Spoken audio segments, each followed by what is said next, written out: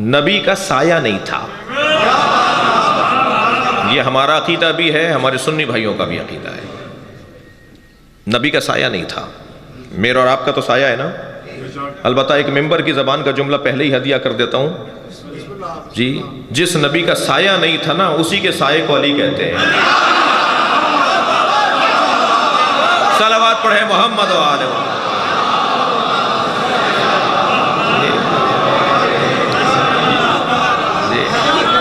نبی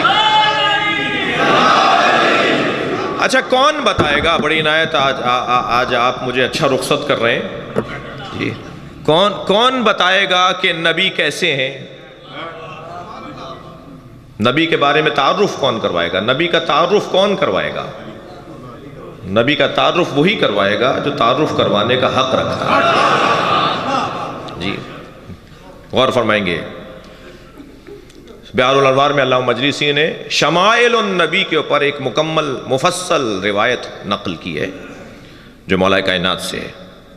پوچھا کسی نے کہ یا امیر المومنین صف لنا نبینا، ہمارے لیے ہمارے نبی کو بیان کریں کہ نبی کیسے تھے، نبی کا حلیہ کیا تھا. تو میرے مولا نے ایک طویل مفصل روایت حضرت سے نقل ہے. فرماتے ہیں کہ لِكُلِّ عُضْوٍ عَلَى مُعْجِزَةٍ، نبی کے ہر عضو کے لیے اللہ نے معجزہ قرار دیا تھا جی.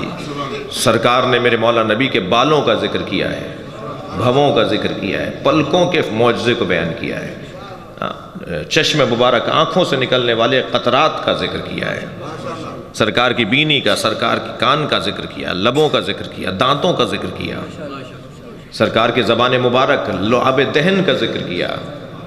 میرے مولا علی نے سرکار کے وجود مبارک کا ذکر کرتے ہوئے پہلے شمائل کے اوپر حضرت نے بات فرمائی کہ شمائل سرکار کے کیسے تھے، حلیہ سرکار کا کیسا تھا. حضرت کے ہاتھوں، پوروں، انگلیوں، ناخنوں کا، پیروں کا، پنڈلیوں کا میرے مولا علی نے بیان فرمایا. اور پھر اس کے بعد فرمایا کہ کلما مشا علی احد کان اطول منہ ان کان طویلا. اب جب پورے باڈی کے بارے میں، پورے بدن کے بارے میں بتا دیا میرے مولا علی نے کہ کیسا تھا آپ کا بدن، پھر فرماتے ہیں کہ میرے نبی کی فضیلت یہ تھی کہ اگر کسی کے ساتھ چلتے تھے اور اس کا قد نبی سے اونچا ہوتا تھا تو جب تک نبی ساتھ چلتے تھے اس کا قد چھوٹا ہو جاتا تھا.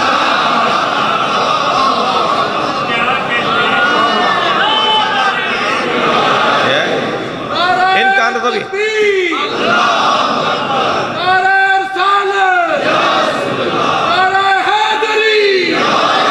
فرماتے ہیں ان کانا طویلا، اگرچہ اس کا قد پہلے بڑا تھا، لمبے قد والا آدمی بھی سرکار کے ساتھ چلتا تھا تو جب تک سرکار چلتے تھے اس کا قد چھوٹا رہتا تھا.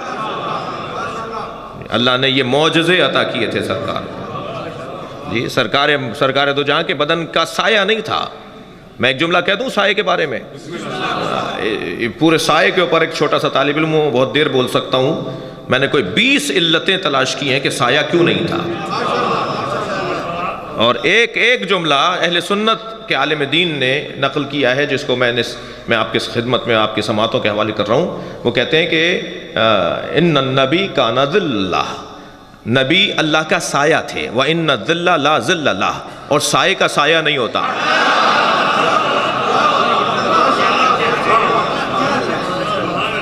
اچھا سایہ ہوتا کیا ہے؟ یہ تو اہل سنت کا جملہ تھا، میں اپنا جملہ کہہ دوں. سایہ ہوتا کیا ہے؟ سایہ جسم کا سایہ اندھیرا ہوتا ہے، ظلمت ہوتی ہے.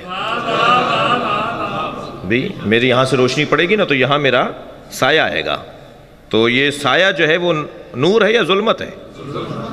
تو نور سے ظلمت صادر ہی نہیں ہوتی.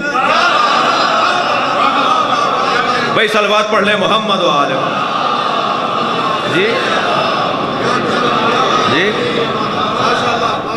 تو کون بتائے گا، کیسے معلوم ہوگا کہ نبی کے شمائل کیا تھے، سرکار کی عظمت کیا ہے، سرکار کے بدن مبارک کی کیفیت کیا ہے؟